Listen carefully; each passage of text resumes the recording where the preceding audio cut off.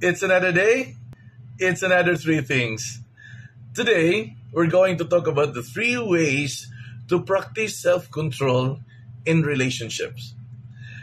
Most often, ang away sa mga magtiayon, nagsugod na gyud na sa mga ginagmay nga mga kyaw-kyaw.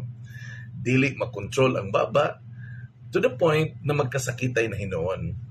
Today, we're going to take a look at into this one and dive what is it all about having a self-control. So let's begin. Number one, listen before you react. In James 1 verse 19, it says here, let every man be quick to hear, slow to speak, and slow to anger. Abi nimo, daghan kayo ang mga conflict na ni-escalate because we react out of anger. Nya, sa may resulta, nagasto na pag-ayo ang atoang emosyon. Practicing self-control means pausing to listen and understand before we are going to respond. In this way, this will build trust and keeps communication healthy. Para sa iyo, no? Just take a deep breath for a while. Maybe count 1, 2, 3 before you're gonna say your word.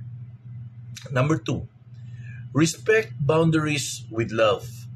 In 1 Corinthians 13 verse 5, it says here, love does not act unbecomingly, it does not seek its own. Now, self-control is choosing to honor your partner's boundaries and needs, even when your own desires push otherwise. It's an act of love to put respect above selfishness. Pangutan-an na lang ang imong kaugalingon. Kini bang desisyon na akong gibuhat, makaayo ba? Nipakita ba ni sa akong pagigugma, sa respeto? Or kini bang akong buhaton, ni-serve lang ni siya sa ako ang katuyuan? Di ba? In that way, you will be able to process it. And lastly, number 3, choose grace over grudge. In Proverbs 19 verse 11, it says here, a man's discretion makes him slow to anger, and it is his glory to overlook a transgression. Now, in every relationship, offenses will come.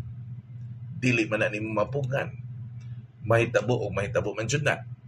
Practicing self-control means not holding grudges or mubalos ka, retaliate, but choosing to forgive and extend the grace. Now, in this way, this would keep the relationship healthy and, of course, at the same time, growing. Respond with words that heal, not words that wounds, no? Na makasakit ba?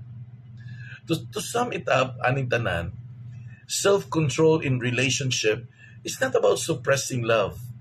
It's about guiding it with wisdom, patience, and grace. Till next, bye!